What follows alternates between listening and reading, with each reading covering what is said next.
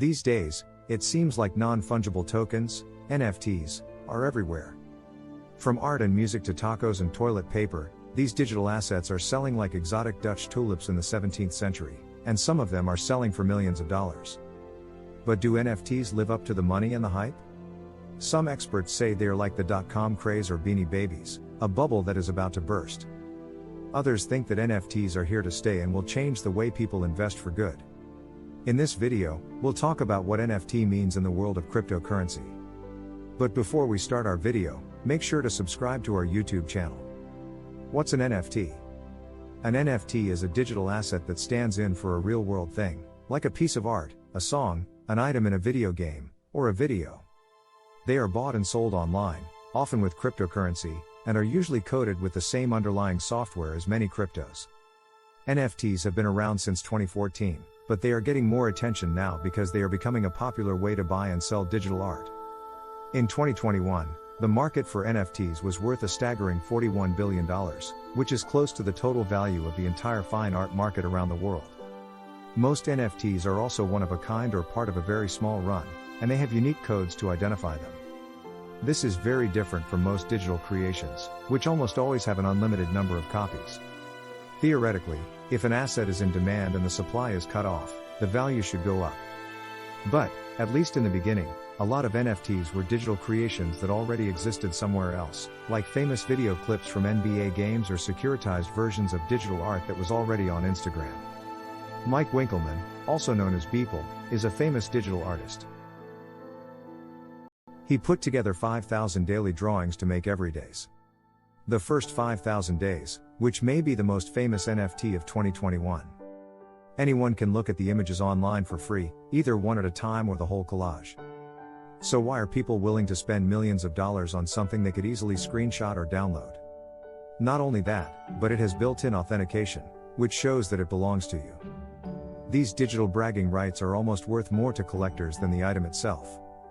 What's the difference between an NFT and a cryptocurrency? NFT stands for non-fungible token.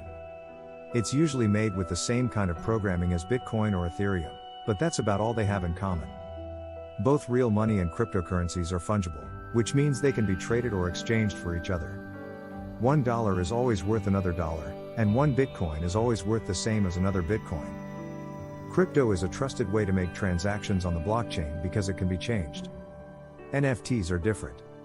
Each NFT has a digital signature that makes it impossible for them to be traded for or equal to each other, hence, non-fungible. Even though they are both NFTs, one NBA Top Shot clip is not the same as everyday's. How does an NFT work? A blockchain is a public ledger that keeps track of transactions and is where NFTs live. You probably know blockchain best as the process that makes it possible to use cryptocurrencies. In particular, NFTs are usually kept on the Ethereum blockchain, but they can also be kept on other blockchains. An NFT is made, or minted, from digital objects that represent both things that can be touched and things that can't be touched, such as graffiti art, GIFs videos, from sports games collectibles, virtual avatars and skins for video games, designer sneakers, music, even tweets. Jack Dorsey, one of the people who started Twitter, sold his first tweet as an NFT for more than $2.9 million. NFTs are a lot like physical collector's items, but they are digital. So the buyer doesn't get an oil painting to hang on the wall. Instead, they get a digital file. They also get the right to own the property alone. NFTs can only have one owner at a time, and because they use blockchain technology, it's easy to check who owns them and move tokens between owners. In an NFT's metadata, the person who made it can also store specific information. What are NFTs used for? Artists and content creators have a unique way to make money with blockchain technology and NFTs. For instance, artists no longer have to sell their work through galleries or auction houses. Instead, the artist can sell it directly to the consumer as an NFT, which also lets them keep more of the money they make. Artists can also set up royalties so that when their art is sold to a new owner, they get a share of the money. This is a nice feature, since artists usually don't get any more money after their art has been sold. NFTs can be used for more than just art to make money. To raise money for charity, companies like Charmin and Taco Bell have auctioned off NFT art with a theme. Charmin called its product NFTP, non-fungible toilet paper, and Taco Bell's NFT art sold out in minutes, with the highest bid being 1.5 wrapped Ether, WETH, which at the time of writing was worth $3,723.83. In February, a gift from 2011 of Nyan Cat with the body of a Pop-Tart sold for almost $600,000. And as of late March, NBA Top Shot had made more than $500 million in sales. How to buy NFTs. If you want to start your own NFT collection, you'll need to get a few important things. First, you'll need a digital wallet that lets you store both non-fiat currencies and cryptocurrencies. Depending on what currencies your NFT provider accepts, you may need to buy some cryptocurrency, such as Ether. You can now use a credit card on Coinbase, Kraken, eToro, PayPal, and even Robinhood to buy cryptocurrency. Then you can move it from the exchange to your preferred wallet. When you buy crypto, most exchanges will charge you at least a small fee. Once your wallet is set up and has money in it, you can shop at any number of NFT sites. The largest NFT markets right now are. To look through NFT collections, all you have to do is make an account. You can also sort the pieces by how many people have bought them to find new artists. Rarible. Like OpenSea, Rarible is a democratic, open market where artists and creators can make and sell non-fungible tokens, NFTs. When the platform issues Rari tokens, the people who own them can have a say in things like fees and community rules. Foundation. Here, artists can't post their work until they get upvotes or an invitation from other artists. Because the community is small and artists have to buy gas to make NFTs, it may have better art than other communities. Chris Torres, the person who made Nyan Cat, sold the NFT on the Foundation platform. It could also lead to higher prices, which isn't always a bad thing for artists and collectors who want to make money, as long as the demand for NFTs stays the same or grows over time. Even though there are thousands of NFT creators and collectors on these and other platforms, you should do a lot of research before buying. Some artists have had their work sold without their permission by people pretending to be them.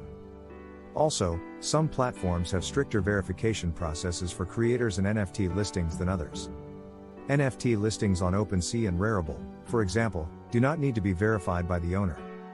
Should you buy NFTs? Does the fact that you can buy NFTs mean that you should? NFTs are risky because we don't know what will happen to them in the future, and we don't have a lot of data on how well they work yet, she says. Since NFTs are so new, it might be worth investing small amounts to try them out for now. In other words, the decision to invest in NFTs is mostly a personal one. If you have extra money, you might want to think about it, especially if a piece is important to you. But remember that the value of an NFT is completely based on how much someone else is willing to pay for it. So, the price will be set by demand, not by fundamental, technical, or economic indicators, which usually affect stock prices and, at least in general, are the reason why investors want to buy stocks. All of this means that you may be able to sell an NFT for less than you bought it for. Or, if nobody wants it, you might not be able to sell it at all. Capital gains taxes also apply to NFTs, just like when you sell stocks for a profit. Since they are considered collectibles, however, they might not get the lower long-term capital gains tax rates that stocks do. Instead, they might be taxed at a higher rate for collectibles, though the IRS hasn't decided yet what NFTs are for tax purposes. Keep in mind that the cryptocurrencies you use to buy the NFT may also be taxed if they've gone up in value since you bought them. If you're thinking about adding NFTs to your portfolio, you may want to talk to a tax expert first. So, treat NFTs the same way you would any other investment. Do your research, know the risks, like the fact that you could lose all of your money, and if you still want to invest, do so with a healthy dose of caution. Thanks for watching. Also, don't forget to subscribe to our YouTube channel and press the bell icon as well.